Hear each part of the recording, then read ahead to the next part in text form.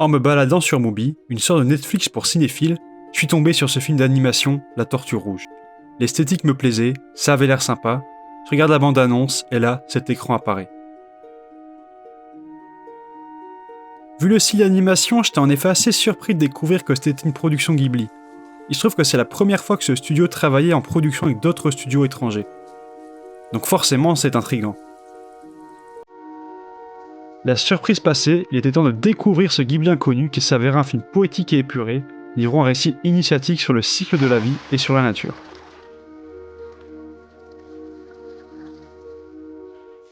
Le postulat de base est simple. Nous suivons un naufragé, ballotté entre les flots énervés, à la merci du terrible océan. Finalement, il s'échoue sur une île déserte et remplie d'une forêt de bonbons. Alors la première remarque, c'est vraiment très beau. Les couleurs sont vives et l'environnement de l'île rend super bien. C'est un des films les plus beaux et reposants que j'ai vus. Alors soyez prévenus, il n'y aura pas de paroles, pas de dialogue. Tout passera par la suggestion et le langage corporel des personnages. La première partie du film concerne les tentatives de fuite du personnage. Sur son île, le naufragé va vite se fabriquer un radeau grâce aux bonbons et tenter de prendre la mer. Arrivé à une bonne centaine de mètres de l'île, il ressent des chocs et son radeau explose.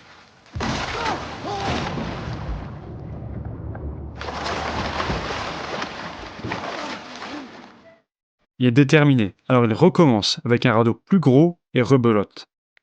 Cette fois, il aperçoit une grosse tortue rouge à l'air menaçant, responsable des dégâts.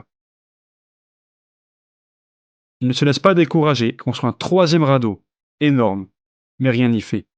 La tortue rouge semble être une divinité colérique qui veut l'empêcher de quitter l'île, métaphore de la cruauté de la nature.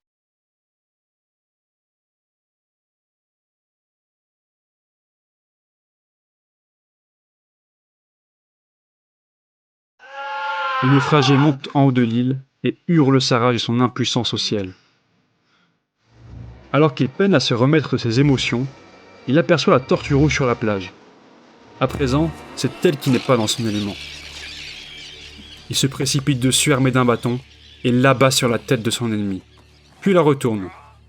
Le naufragé exulte en dansant sur le corps de la tortue désormais incapable de se retourner. Il la laisse ensuite mourir. La divinité maudite n'est plus, l'homme a cédé à la colère et à la vengeance.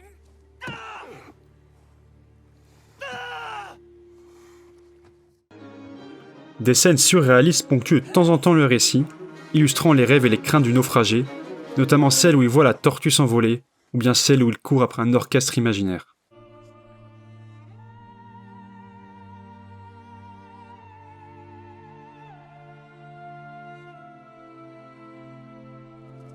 Alors qu'il est en pleine construction de son prochain radeau, il se repasse la scène et le naufragé est pris de remords.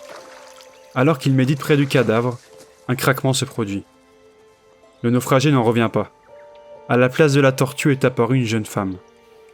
Il s'empresse alors de lui apporter de l'eau et de la protéger du mauvais temps.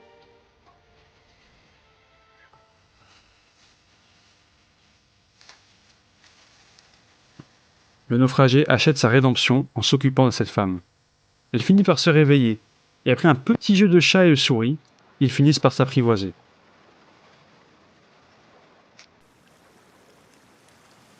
Débute alors la période de l'amour, le naufragé abandonnant même l'idée de départ, regrettant la présence de la femme.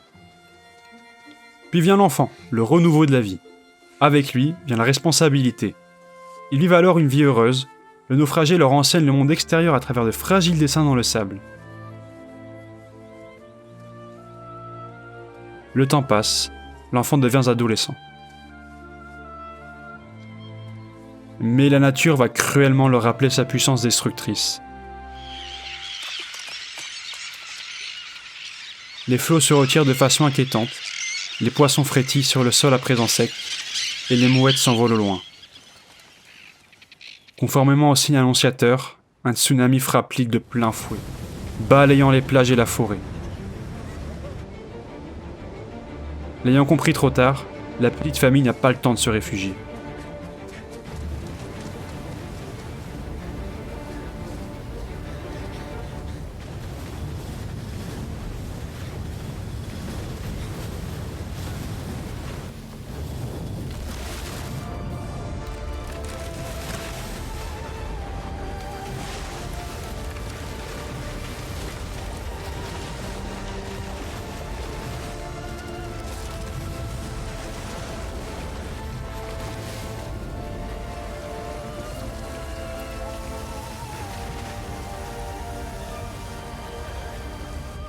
Heureusement, le fils survit et part à la recherche de ses parents.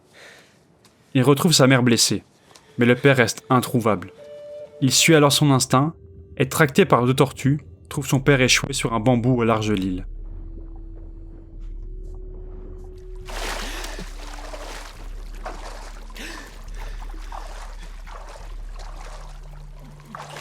Puis vient le départ du fils, qui a envie d'explorer le monde. Toujours sans un mot, il fait comprendre à ses parents qu'il souhaite ce voyage.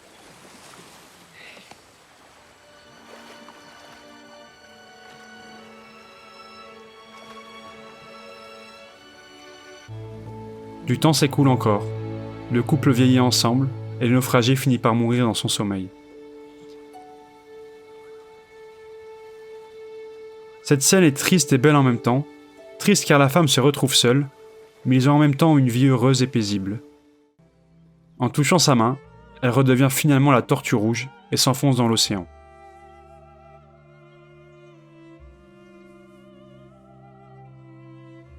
Donc voilà pour l'histoire.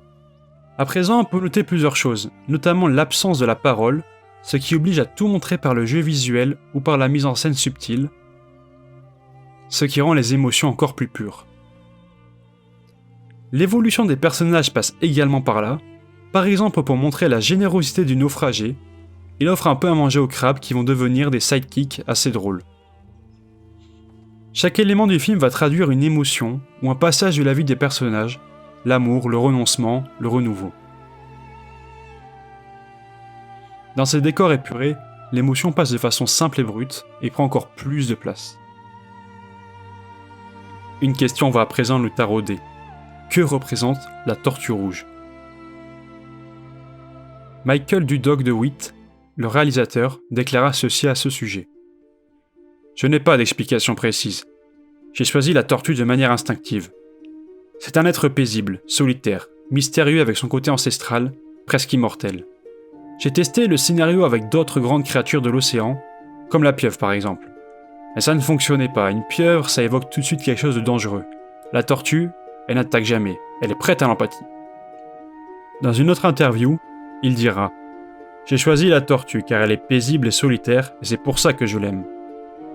Mais j'ai voulu qu'elle garde une part de mystère. Je veux permettre aux spectateurs de percevoir ce qu'ils veulent sans leur imposer un point de vue. Il faut qu'ils ressentent les choses de façon intuitive, sans forcément tout analyser. On pourrait alors voir la tortue comme l'autre, comme l'étranger à qui il faut s'acclimater avant de pouvoir l'accepter et l'aimer. Mais ça répond pas à toutes les questions. La tortue se transforme en femme, comme pour accéder au vœu secret du naufragé d'avoir de la compagnie, et une fois sa vie achevée, elle retourne à sa véritable place. Ceci est mon interprétation du film. En respectant la nature autour de lui, et en éprouvant du remords pour son péché, la nature le lui a rendu, à travers cette transformation et à travers son fils qui reprendra le flambeau, et réussira là où lui a échoué. C'est la fin de cette courte vidéo, il y en aura d'autres, abonnez-vous, salut.